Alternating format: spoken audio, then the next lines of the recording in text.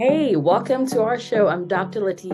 I'm the host of the Money Fit MD show. This is where we talk about all things money and mindset because I truly believe that when we pair these two things together, it is pretty much impossible for us to not create wealth. So I hope you enjoy the show. Make sure you learn, make sure you take actions, and make sure you share the link to the show with all the humans in your life so that we can all start to build wealth together from the inside out. Enjoy this episode.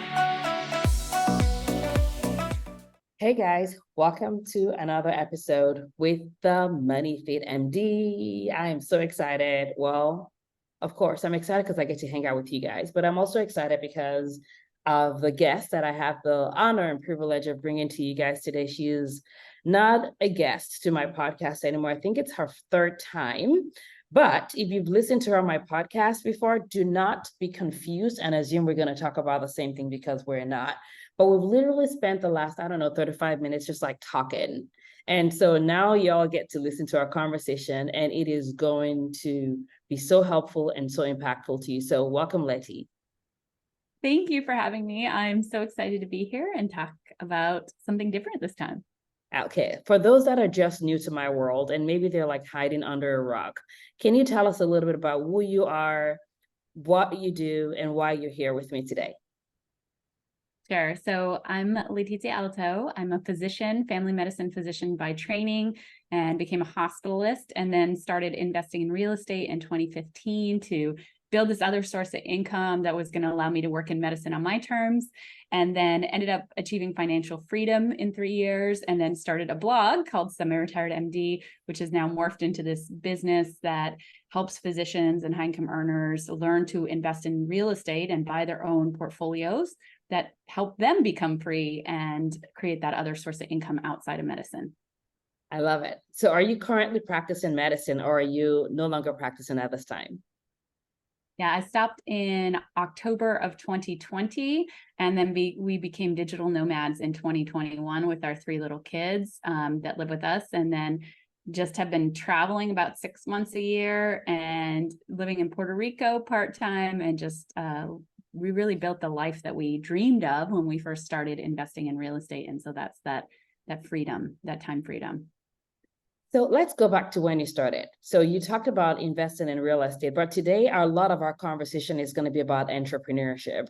And I do think that it's so, so important because as physicians, sometimes we have all those limiting beliefs about entrepreneurship. I was one of those people. At no point did I think I was going to be an entrepreneur or business owner. So I'm just curious for you, you were doing real estate. And did you at that point think of yourself as an entrepreneur or no? Yeah, I actually never thought I would be an entrepreneur at all. I thought I was going to be a doc who worked abroad in developing countries and just was kind of a cowboy like my father was.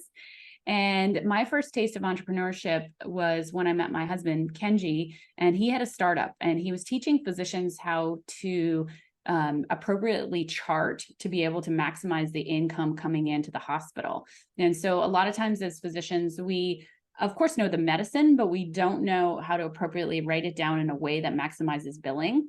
And so he had realized that that was a huge loss for the hospitalist group that he was part of, and had started a training program kind of teaching them how to maximize billing. And so when we got together, he was already doing that. And I came in, I helped. And so I kind of stayed in the background and kind of helped. And then eventually he ended up splitting ways with his partner. And we together, along with one of his best friends, created a competing business. So we had, when we all split ways, we had this right to compete. So we immediately started a competing business doing the same thing. And that was my first taste of entrepreneurship. I was the CMO. I was more front facing, but you've got to keep in mind that, I was working, Kenji's 9 years older than me. His friend is too. So here I am, like, I guess I was probably my very low 30s, maybe like 32, maybe, with these two guys in their 40s who have all this experience. One's an MD, and I'm the CMO. And so I really got a taste of what it's like to be a female entrepreneur in a male's world. And that was a very eye-opening experience for me. And ultimately we ended up getting out of that business, started our real estate business. And did I think of myself as an entrepreneur?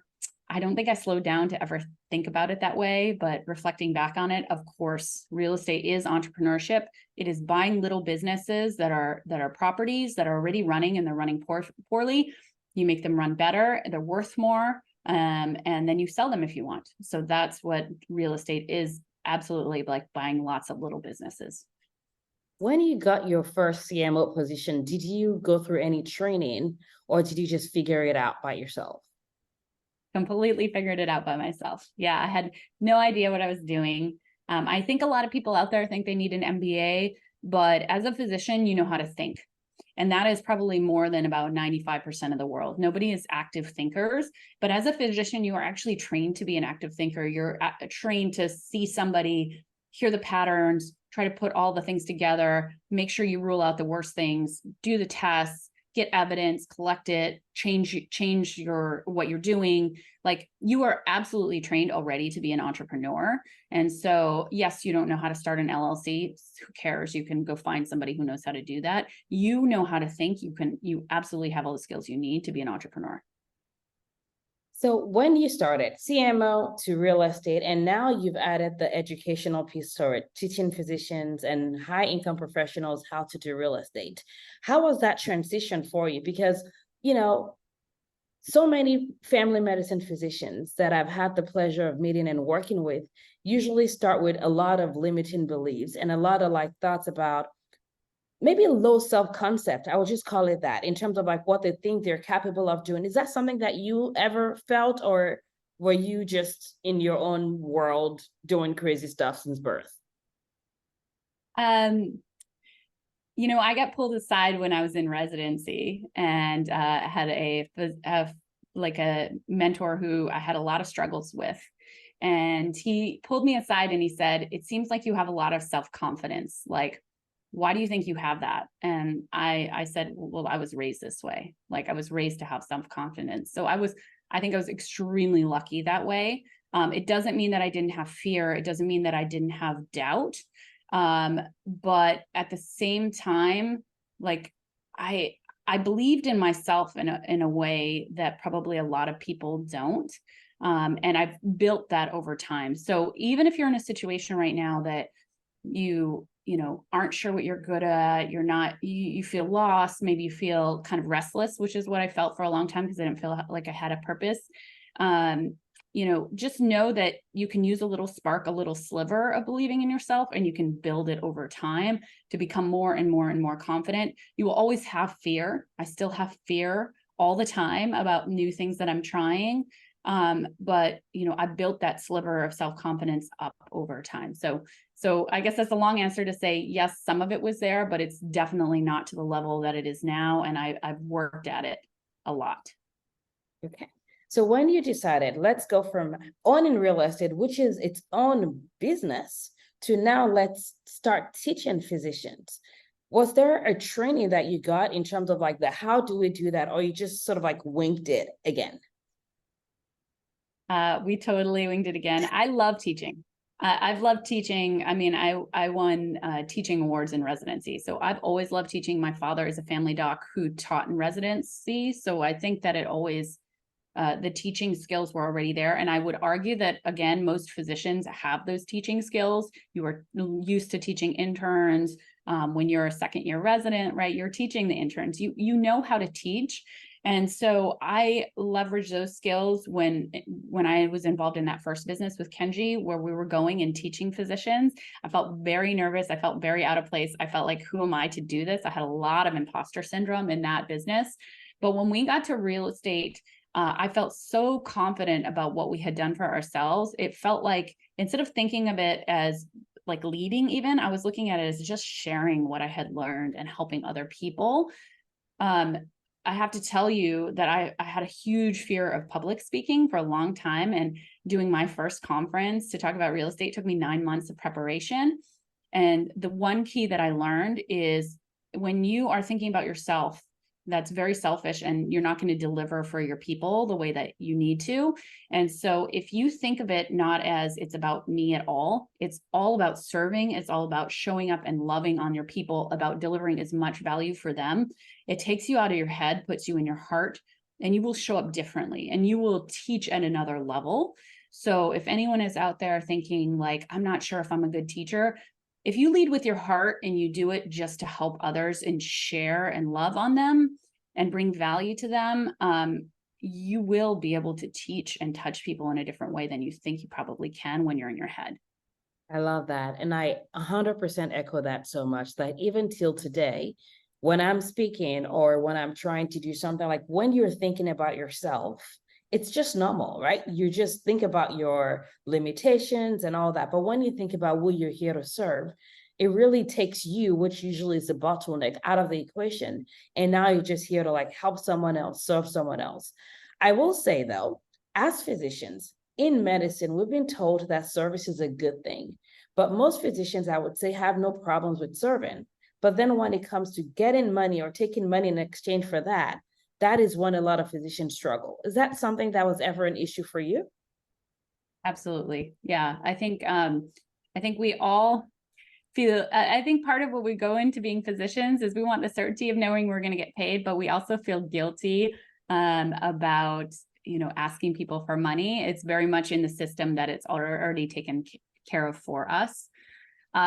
For me, how I worked my mind around this thought is I realized that when I made the biggest changes in my life, it was because I was all in, and it was often because I had put skin in the game.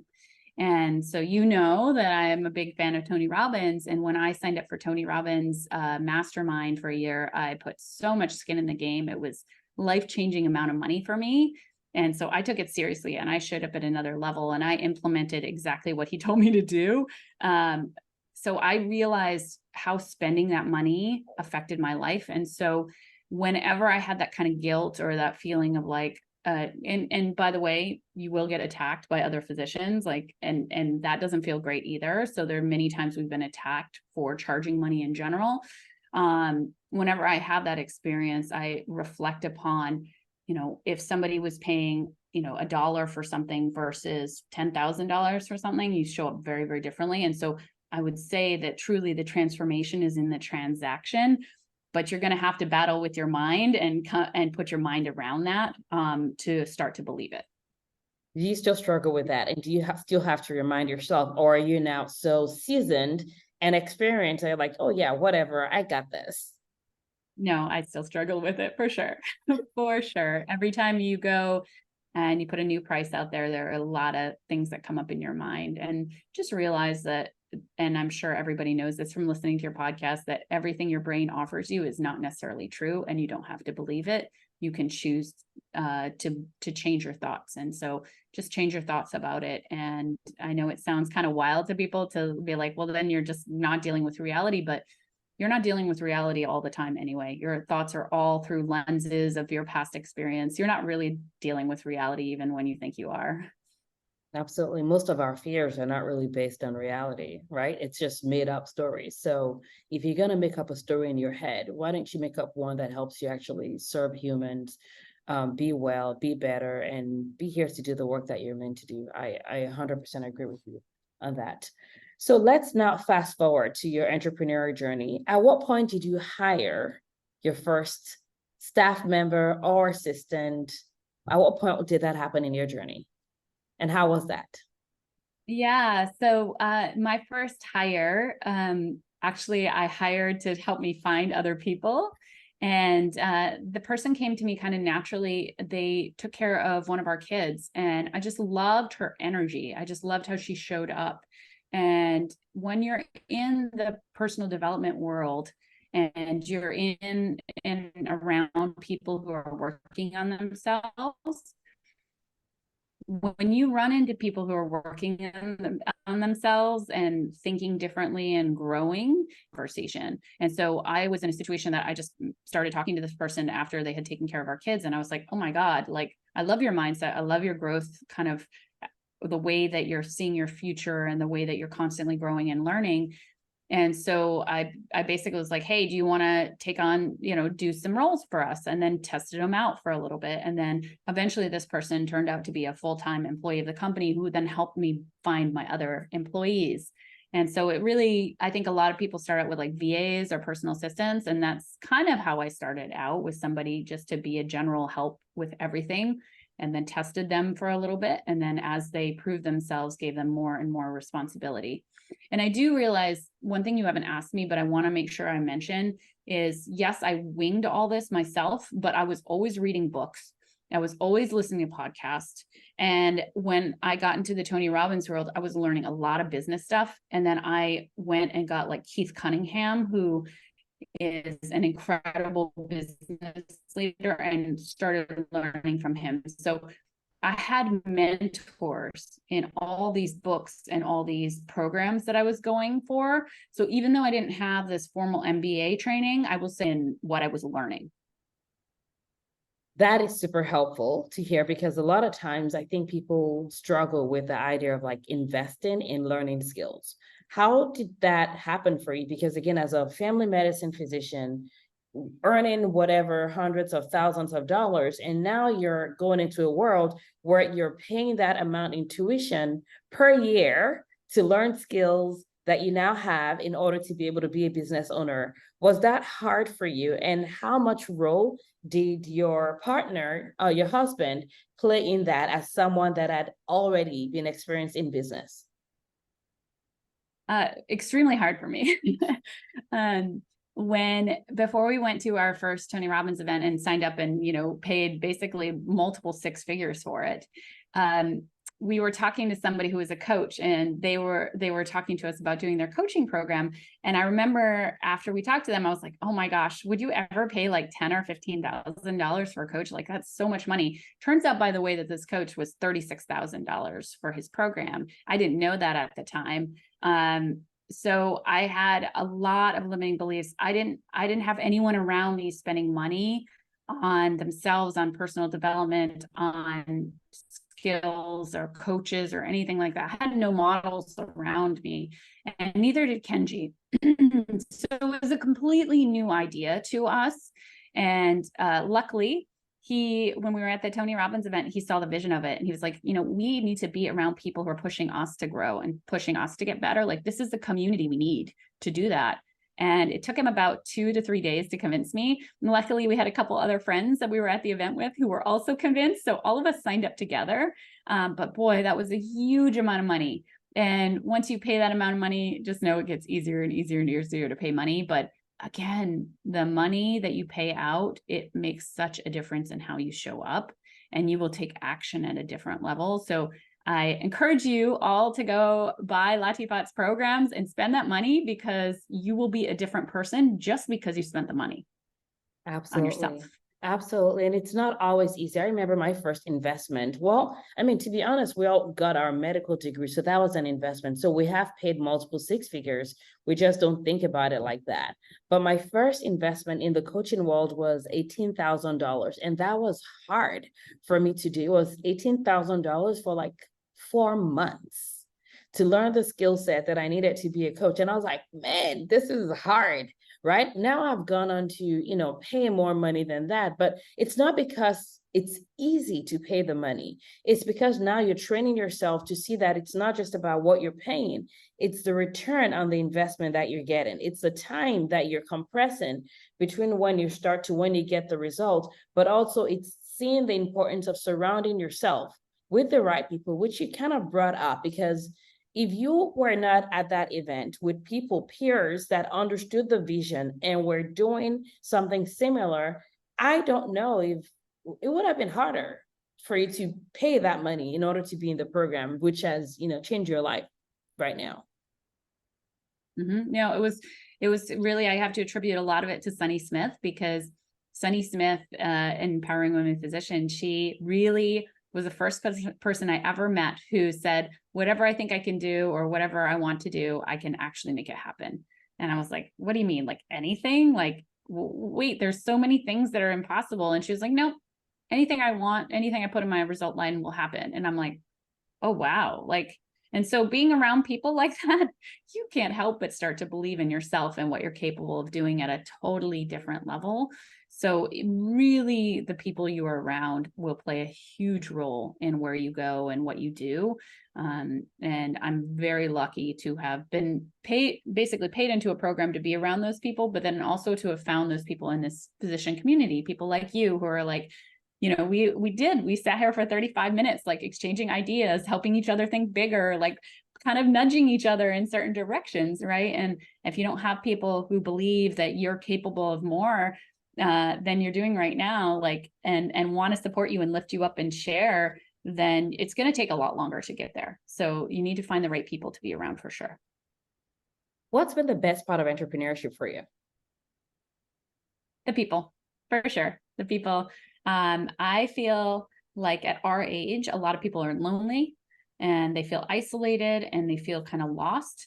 And I feel like I have a purpose. I know what I want to do. I have a big vision and I have the most incredible community that I have so much fun with, that push me to grow, that hold me to a higher standard, that test what I believe is possible, that I never feel lonely. And I think that is real gift, because I think loneliness, especially when you get older, like it's associated with so many poor outcomes. So to know that I have a community and to feel loved by so many, that is the best thing in the whole world that I could ask for. How has it changed you? I've become more of myself, more of who I was capable of being, right? And more open, not closed and constricted and hiding and judgmental. Like I've become more of who I could be in the world to help others, to lead, to support, to give more of myself. And so I would say that my heart is open in a different way than it ever was before. Love that. Honestly, I think that entrepreneurship is like your biggest personal growth tool, right? When you're committed to serving people, when you're committed to helping people, whether that's clinically or outside of clinic, it will change you, it will break you, it will remold you, right? And that's why it's so hard. That's why most people don't succeed as entrepreneurs, I would say, because when people resist the growth, the change in themselves, it makes it harder for them to succeed as business owners. Would you say that's true or no? Yes. Yes. The chokehold of your business is you. And so, why my business isn't, 10x bigger right now, it's because of me. Right. And I take 100% responsibility. It's time for me to grow. And when I grow and I become more and I create those relationships with the people around me, my business will grow too. And when I give more, then you get more. It's absolutely all comes down to you. And so you have to be open to being challenged. You have to be open to having tough times. You have to be open to really reflecting and starting to tell yourself every obstacle, every problem is a gift, and really start believing that. And that's what allows you to grow, and then your business will grow. So by now you've been around lots of entrepreneurs. You've seen those that succeed, you've seen some that do not succeed. What are some of the things that the characters, or you would say tips or whatever, that you think is important for physicians specifically that are trying to either start entrepreneurship or grow to the next level in their entrepreneurship? What are some of the toolkits you would say that they absolutely should be considering in order to succeed and do this well without sacrificing their relationships that are important to them? Well, I want to tackle the last part first, because without sacrificing. So one thing that's been important to me to understand is work-life integration. I think a lot of people talk about work-life balance and separating things, and that's never really worked for my husband and I. And it created a lot of guilt and friction when we try to do it. Like, hey, let's go on our walk and we're not going to talk about our business. It creates a lot of guilt and like not feeling good and judging yourself. And so I would say I don't have to prioritize my husband and our relationship first, right after myself. Number one is myself, then is my relationship with him, and then is my family. But but the business is really important part of myself. It's an important part of becoming who I'm capable of being. And so it really is integrated into a lot of parts of our lives, and it's integrated into our children's lives too. So they're learning about it. And when you find things are quote unquote off balance from where you want them to be, you adjust and you pivot, right? And so there's many pivots and adjustments you will make over time to find what makes you filled and what makes you happy. And so just know that you may not get it right the first or the 50th or the 100th time. It's a series of adjustments, and don't judge yourself. Don't feel guilty. You are just finding the right way over time. And that will change also in the seasons of your life, right? You know, I've got a 2-year-old, 5-year-old, and a now 8-year-old in the house. So what I'm doing today is going to be very different than what I'm doing 15 years from now, right? I can give more of myself 15 years from now. And so you will go through seasons like that.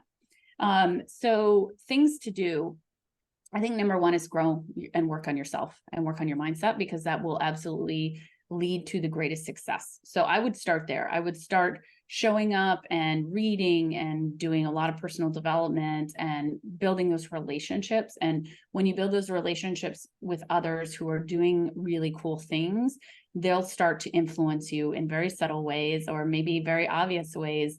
And you'll start believing in yourself because you're seeing examples of how it's possible around you. So number one is I would work on myself. I would work on my mindset, and I would put myself in the right rooms to be able to be around people who are doing very, very similar things. I would trust your intuition. I can't tell you how many times, and I still make this mistake sometimes, that I hire experts and they tell me things need to be a certain way, and I go and I do it, and they're absolutely wrong. And because they don't really understand my audience the way that I understand my audience. They don't understand the pain points. They don't have the experience of having led this business now for 5-6 years. So they don't have all that context. So you really have to trust yourself. If something doesn't sound right, then it probably isn't. And this is something that has taken me a long time to get, but you really have to trust your intuition. And then lastly, I would say be open. And I already talked about open, leading with your heart, love on your people, love on your community, really give of yourself. The people who I've seen who have not been successful have so many walls up. They have so many boundaries, and boundaries and walls create separation, and people feel them. They know you're not truly there with them, that you're not invested in them, that you don't truly care, that you're protecting yourself. They can feel that in your energy. And so if you can be open and love on your people and work on yourself, like that authenticity, that realness, that real feeling, that openness, that people feel it, and it really will translate into raving fans who want to be with you forever, who want to be part of your community forever. Oh, such good tip. I will say, well, as you're talking about the boundaries and the walls, a lot of physicians, I think the reason why they have walls up is because they're afraid of burning out, right? Because when we think about medicine, a lot of times our boundary game is like so weak, and it's part of why we burn out in medicine. So now you're saying, though, in entrepreneurial world, when you have your people to serve, how do you still protect yourself so that you don't lose yourself? And for you and Kenji are partners in the business. For someone whose partner is not in the business, how do you make sure that you're not eating your business for breakfast, lunch, and dinner and have nothing left? It's all mindset. So number one is I used to think that I had a pool of energy and things I could give to people, and that was limited.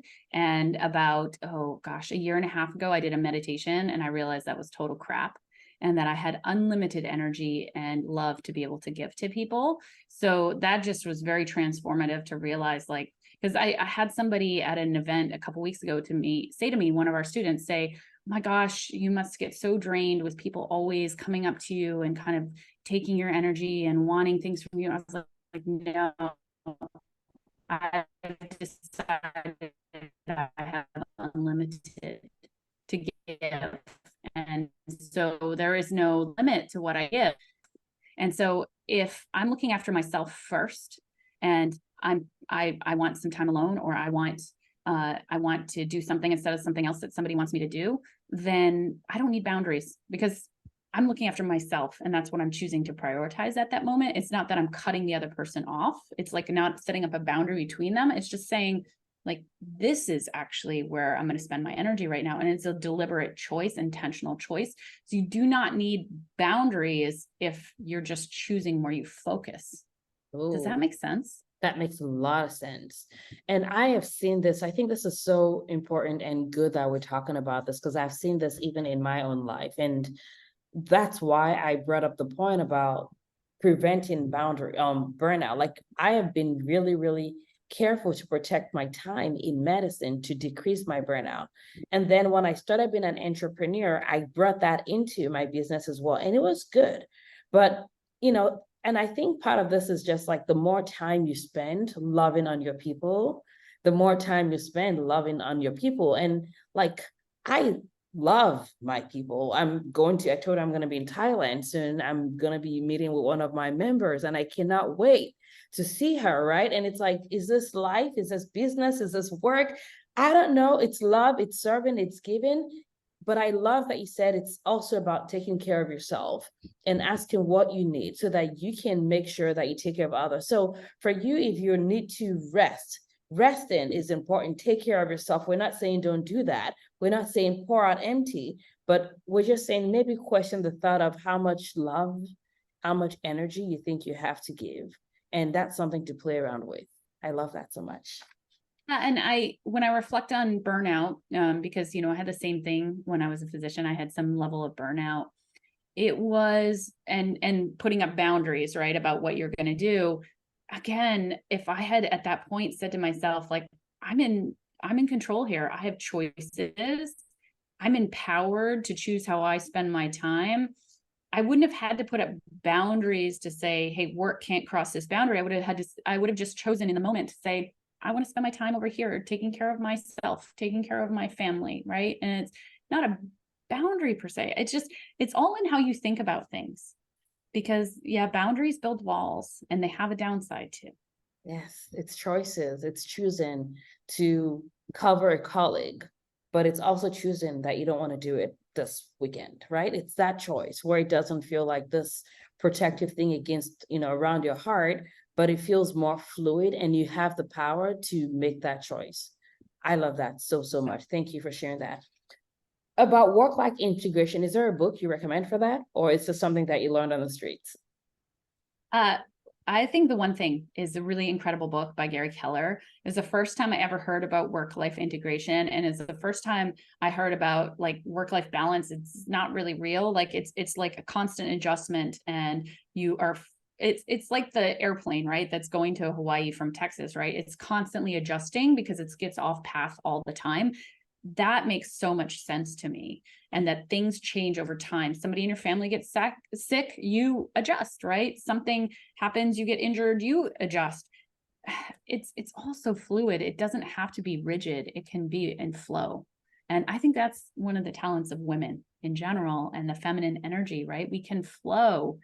We get stuck thinking things have to be so rigid, and there needs to be so many rules, and we have to be a certain way. And if you trust your intuition, if you lead with an open heart, you will flow in a different way. I love it. I love it. So first thing, I actually just posted on my Facebook wall about One Thing yesterday. It's my second time reading it. And people were like, yes, we've read it. We're going to read it again. We haven't read it in years. But also number two, so I completely agree with you. In fact, I am going to be, at the time of this recording, starting December 6th, I'm going to be doing this 4 days educational series, and it's unlocking your wealth code. And part of how people can unlock their wealth code is really being in flow, like trusting that intuition, like listen to that quiet voice and following the crumbs. That literally has changed my life. And when I think about even my journey through, being a physician, as an employed physician, taking your real estate course, because I did take your real estate course, as you know, but that's for my audience, going to start Money Fit MD and all the things that Money Fit MD has now become, and even starting like Soxy Doc, our socks line. And none of that would have happened without that saying yes to each season, saying yes to each each step in that wealth code of mine. And 10 years from now, I don't know what it's going to look like, but I'm continuing to figure it out. And I just want more physicians to be able to do that, to be able to start their journey, trust their journey, learn their numbers, work on their mindset, but also trust that internal guidance that I think we'll have, that's leading us to our own unique path that we're meant to live in this world. Yeah, I think that one thing I got last October came to me was when I lead with my heart instead of my head, then that's when I make the right decision. So when you have a moment where you're confused and you're not sure what to do, as much as you can tap into your heart, the right answer will be in there already for you. And then just trust that. Yes. I talk about leading with your heart and planning with your head or your mind, right? I think that's how it's meant to be. Like, you follow and then you use your brain to strategize and all that stuff, and then you follow and then you lead. Yes, 100%. You're speaking my language. Let's talk. We're going to shift gears a little bit and talk about your book, which I'm super duper excited about. Talk to us about your book, Life on Your Terms. What made you write the book? All that good stuff. Yeah, I really wanted to write this book to be able to reach a larger audience. I've mentioned a couple books that have made already such a shift in my life. When I read Rich Dad Poor Dad, it got me into real estate investing. When I started reading The One Thing, it taught me so much. And so books have been so integral to my journey that I've literally read books and completely changed what I'm doing as a result of that. I wanted to be able to have a book out there that more people could really learn about real estate investing, and in a fun way, because I wrote this as a fable, because I'm a huge fan of Patrick Lencioni. He is like the best business writer ever. I've read like all of his books. And so I wanted to kind of use that fable methodology that he uses to be able to tell a fun story, and write this book just to get more people out there actually making changes. And so it's called Life on Your Terms, and it's all about a dual physician couple who goes and kind of follows this journey of having this mindset work and realizing they want to invest in real estate and why, and then going through a journey. We threw in tons of challenges from our own experiences, but also our community's experiences.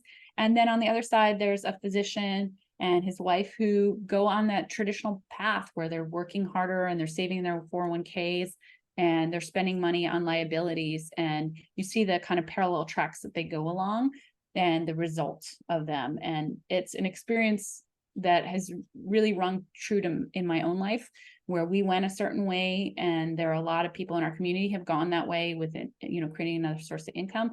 But then we've watched the people who wanted to do it or maybe never were open to it, and watch them get burned out and their bodies fall apart, and their lives kind of just not make them happy. And that really is difficult to watch, and is a real thing happening all around us all the time.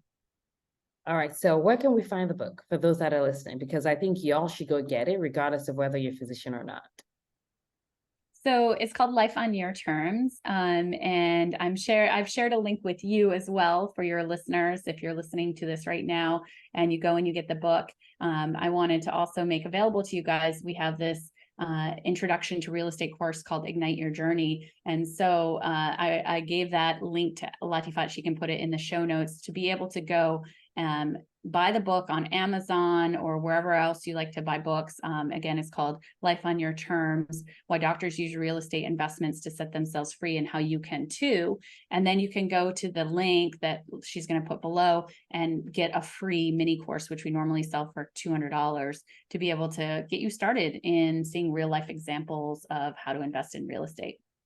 I love this. Thank you for sharing that so generously. And for those that are listening, if you have non-physicians in your life that you think would benefit from this information, or you're an attending and you have like residents and fellows and you want to give them gifts, like Letty's book is a great book for you to give them. My book as well, Done with Broke, like literally there are certain things that we teach our students, our trainees, that goes beyond medical education, that has the potential to change their life. One of the things that changed my life was an attending that taught me about communication in medical school, how to say things as a woman, how to navigate things on the words. And I'm still using those skill sets today, like, I don't know, 13 years old, 14 years, whatever years it's been since when she taught me this stuff. So the power that you have in the positions that you have occupied in this world just puts you in a place to influence so many people for good. And the same way, like those books like Rich Dad, Poor Dad, or whatever other books have impacted our own lives, you get to do that for someone else. And in my opinion, that's the whole thing about life. It's like paying it forward. It's a cycle of life, what we're generously giving to other people. And it just creates such better world for all of us. So you're not like, it's not like Tiffany and Letty talking, like it's all of us doing this work, our own work, taking our place so that we can make our communities and world a better place. So thank you for sharing all the generous stuff. Anything else? Anything else you want to tell us? No, just if you're thinking about being an entrepreneur, a physician entrepreneur, do it. You, again, you have all the ability to be able to do this. You don't need any formal training. You just need to put yourself in the right room to be around the right people who are also doing it and get that mentorship, and you will figure out the way. You really will. It's always a pleasure having you on. You're such a gift. And you know that I say that, but it is the truth. One of the things I've always loved about you is your generosity, and you and Kenji, both of you guys, it's one of the things that's honestly attracted me to you guys from day one, because you really exemplify generosity and you've inspired me to be even more generous. And I think that's such a great trait as a human, because you're never, ever going to lack. Givers don't lack as long as you know how to receive. And so thank you for what you do. Thank you for all you've done for physician communities, the lives you've transformed.